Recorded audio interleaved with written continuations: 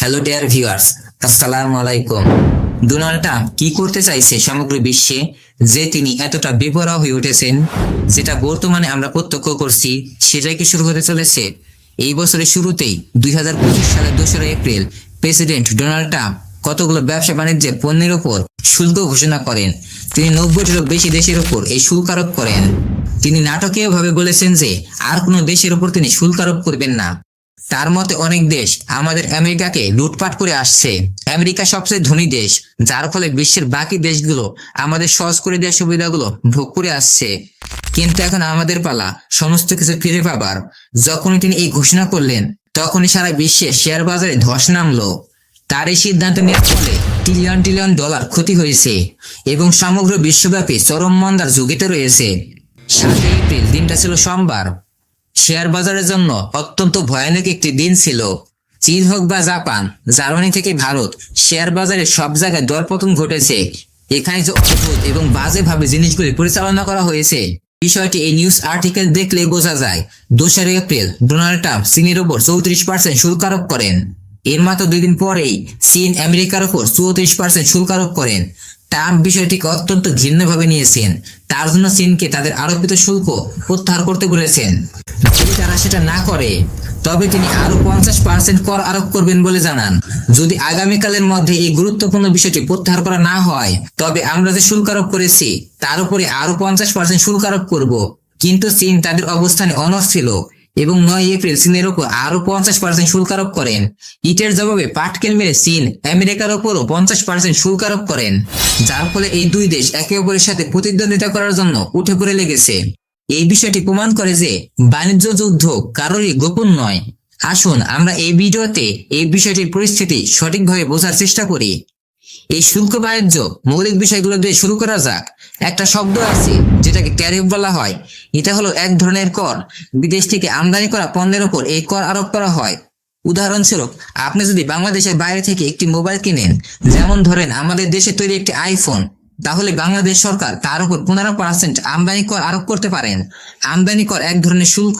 পোশাকের উপর 20-25% শুল্ক আরোপ করা হয়। আমদানি শুল্কও কিন্তু এক ধরনের শুল্ক। শুল্ক আরোপের পেছনে প্রধানত 2টি কারণ রয়েছে।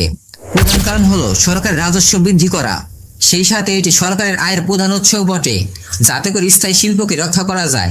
যেহেতু শুল্ক আরোপের ফলে বিদেশ থেকে আমদানি করা পণ্য অত্যন্ত ব্যয়বহুল হয়ে থাকে, যার ফলে দেশীয়ভাবে উৎপাদিত পণ্য তুলনামূলকভাবে খুবই সস্তা হয়ে থাকে।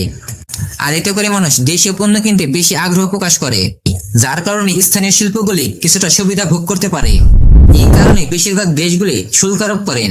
বুদ্ধিমানের সাথে যদি শুল্ক আরোপ করা হয়, তাহলে তাদের দেশের অর্থনীতিতে সেটা প্রকৃতপক্ষে সাহায্য করে। উদাহরণস্বরূপ জাপানের কথাই ধরুন। সেখানে 1980 থেকে 1990 এর দশকে কৃষকদের আধুনিক প্রযুক্তি ব্যবহারের সুযোগ ছিল না। তারা যে দামে তাদের দেশে চাল ডাল কেনাবেচা করত, তা আমেরিকা, থাইল্যান্ড এবং ভিয়েতনাম থেকে আমদানি করা চালের দামের চেয়েও বেশি ছিল।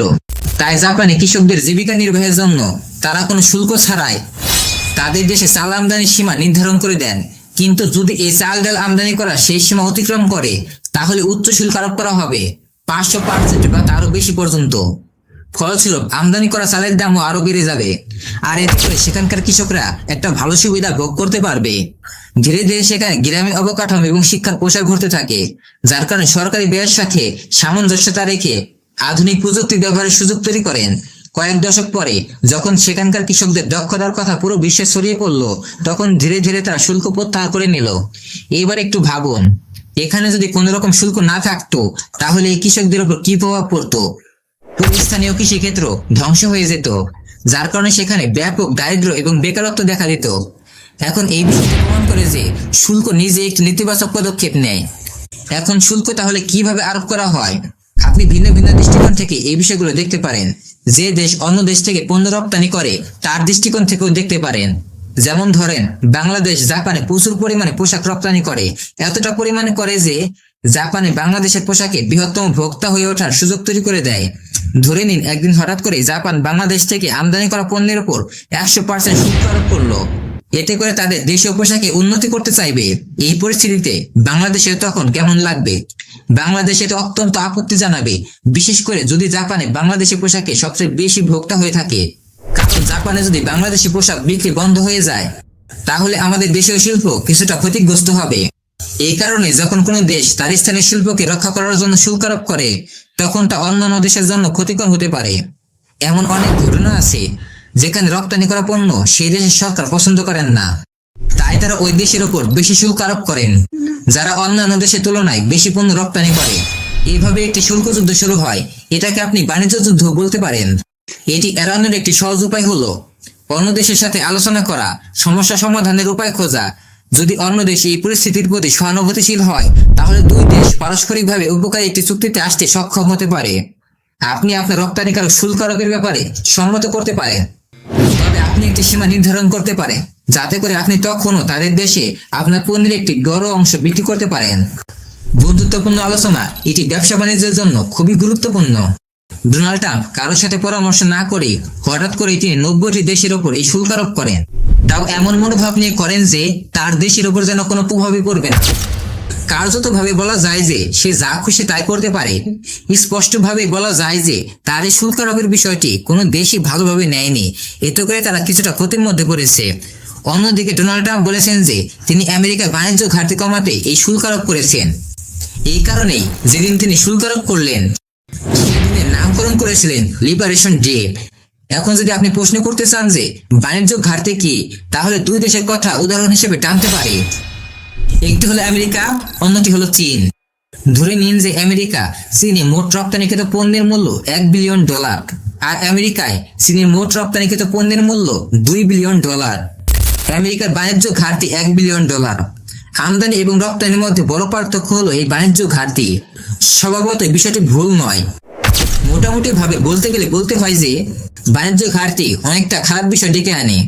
বাণিজ্য ঘাটতি খারাপ হওয়ার পেছনে মূল কারণ হলো আপনার দেশ কতটা পরিমাণে অন্য দেশের উপর নির্ভরশীল তার উপর নির্ভর করে। কিন্তু যদি আপনার দেশ অর্থনৈতিকভাবে শক্তিশালী হয় এবং আপনার দেশে যদি প্রচুর পরিমাণে বিদেশিরা বিনিয়োগ করে এবং আপনার গুরুত্বপূর্ণ কোনো কিছুর জন্য যদি অন্য দেশের উপর নির্ভর করতে না হয়, তাহলে আপনার ক্ষেত্রে বাণিজ্য ঘাটতির কোনো খারাপ প্রভাবই ফেলবে না। কিন্তু ট্রাম্প মনে করেন যে আমেরিকার বাণিজ্য ঘাটতি অনেকটাই ক্ষতিকর, যার কারণে এই বাণিজ্য ঘাটতি থেকে বেরিয়ে আসার জন্য তিনি এই শুল্ক ঘোষণা করেছেন এবং এই শুল্ক আরোপের জন্য তার ক্ষমতার অপব্যবহার করেছেন। আমরা এই বিষয়টি বানিয়ে বানিয়ে বলছি না, তার মুখ থেকেই শুনুন। A national emergency that threatens our security and our very way of life. তিনি জাতীয় জরুরি অবস্থা ঘোষণা করেন। বিশেষজ্ঞরা এইসব বিষয়ে বলেছেন যে গণতন্ত্রে জরুরি আইন ঘোষণা করা অপব্যবহার করার সমতুল্য। তাই আসুন ট্রাম্প যে দেশগুলোর উপর শুল্ক ঘোষণা করেছেন তা এক নজরে দেখে নেওয়া যাক। ডোনাল্ড ট্রাম্প সেখানে একটি বড় বোর্ড নিয়ে দাঁড়িয়েছিলেন, যেখানে বিভিন্ন দেশের উপর শুল্ক আরোপের তালিকা ছিল। আমেরিকায় আমদানি করা প্রতিটি বিদেশি পণ্যের উপর কমপক্ষে 10% করে শুল্ক আরোপ করেন। এই 10% শুল্ক সেই সব দেশের উপর আরোপ করেন যাদের সাথে আমেরিকার বাণিজ্য ঘাটতি নেই। এমনকি ট্রাম্প এই অজুহাত পেশ করেন যে যেহেতু কিছু দেশ আমেরিকার রপ্তানিকৃত পণ্যের উপর শুল্ক আরোপ করেছে, তাই ট্রাম্পের আরোপিত শুল্ক আসলে পারস্পরিক শুল্ক হিসেবে বিবেচিত হওয়া উচিত। এইখানে তালিকাটি দেখুন। কম্বোডিয়া 49%, ভিয়েতনাম 46%, ইউরোপীয় ইউনিয়ন 20%, তাইওয়ানের উপর 32%, দক্ষিণ কোরিয়ার উপর 25%, ভারতের উপর 26% এবং ইসরায়েলের উপর 17%। এমনকি চায়না এবং অন্যান্য দেশের উপর এই শুল্ক আরোপ করেন। আমেরিকা চায়নার উপর যে শুল্ক আরোপ করেছিলেন তা এখন 125% পৌঁছেছে। অন্যদিকে চীন আমেরিকার উপর পাল্টা 125% শুল্ক আরোপের ঘোষণা দেয় এবং তারা সেটি বাস্তবায়ন করেন। বিভিন্ন দেশের ওপর তিনি বোকামির মতো শুল্ক আরোপ করেছেন, কিন্তু তিনি বোকামির সীমা তখনই অতিক্রম করেন অ্যান্টার্কটিকার কাছাকাছি অবস্থিত জনবসতিহীন দ্বীপের ওপর এই শুল্ক আরোপ করেছেন। হার্ট দ্বীপ এবং ম্যাকডোনাল্ড দ্বীপ যা এর আওতায় ছিল, যেখানে কোনো মানুষই বসবাস করতো না। গত 10 বছরের মধ্যেও সেখানে কেউই যায়নি। ওই দ্বীপে কেবল পেঙ্গুইনরা বসবাস করে। কিন্তু ট্রাম্পের ঘোষণায় পেঙ্গুইনরা কি প্রতিক্রিয়া দেখিয়েছে চলুন এক নজরে দেখে নেওয়া যাক। এই দ্বীপপুঞ্জগুলি এতটাই বিচ্ছিন্ন যে আপনি যদি সেখানে যেতে চান তাহলে আপনাকে 2 সপ্তাহের জন্য নৌকার মধ্যে থাকতে হবে। আপনাকে অস্ট্রেলিয়া থেকে 2 সপ্তাহের জন্য নৌকা ভ্রমণ করতে হবে, যেখানে 10 বছরের মধ্যে কোনো মানুষই সেখানে ভ্রমণ করেনি।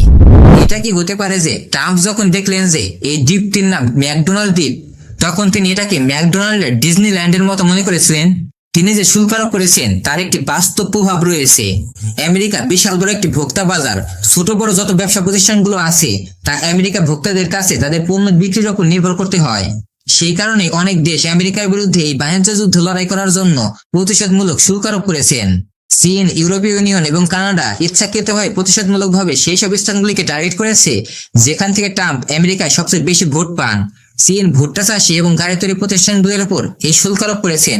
কানাডা পোল্ট্রি খামার এবং এসি প্রতিষ্ঠানগুলোর উপর এই শুল্ক আরোপ করেছেন। ইউরোপীয় ইউনিয়ন ইস্পাত কল এবং কষাইখানার উপর এই শুল্ক আরোপ করেছেন। এই সেক্টরগুলিতে ট্রাম্পকে বেশি সমর্থন করা হয় এবং ভোট দেওয়া হয়। তাদের যুক্তিগুলি খুব সহজ। তারা যদি সত্যিকার অর্থে এই শুল্কের প্রভাব ফলাতে চায় তাহলে তাদের সেই সব লোকদের প্রভাবিত করতে হবে যারা এনার মতো একজন মূর্খ মানুষকে ভোট দিয়েছে। সে বলে আমি একজন বুদ্ধিমান মানুষ। সত্যিই কি তাই? একটু শুনে নিন। Trust me, I'm like a smart person. আসলে হঠাৎ করে গুরুত্বপূর্ণ ব্যক্তিবর্গের সাথে কথা না বলে এতগুলো দেশের ওপর তিনি এই শুল্ক ঘোষণা করেছেন, যেটা নিশ্চিতভাবে ক্ষতির কারণ হবে। মানুষ কম জিনিসপত্র কিনবে, কিন্তু আপনার নিজের দেশে যখন বিদেশি পণ্যের জিনিসপত্রের দাম বেড়ে যাবে এবং কিছু মাত্র জিনিস নয়, যখন প্রায় সবকিছুর দামই বেড়ে যাবে, তখন কেবল আপনার পুরোটাই আপনার পকেট থেকে ব্যয় হবে। ট্রাম্পের শুল্ক আরোপের ফলে আমেরিকানরা সবচেয়ে বেশি ক্ষতিগ্রস্ত হবে, কারণ আজ আমরা এমন একটি বিশ্বে বসবাস করছি যেখানে একটু পরিশ্রম করলেই সবকিছু পাওয়া যায়। আমেরিকায় বিক্রি হওয়া পণ্যগুলি বেশিরভাগ ক্ষেত্রে বিদেশে তৈরি করা হয়ে থাকে।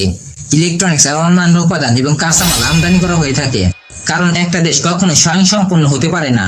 মিস্টার বিস্টের কথাই ধরুন, তিনি যে চকলেটগুলো বিক্রি করেন তার উপাদানগুলি বেশিরভাগই বাহির থেকে আনা।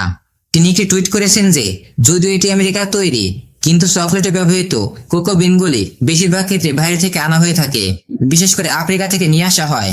শুল্ক বৃদ্ধির ফলে কাঁচামাল আমদানি করা আরো ব্যয়বহুল হবে, যার ফলে চকলেটের দামও আরো বেশি হবে।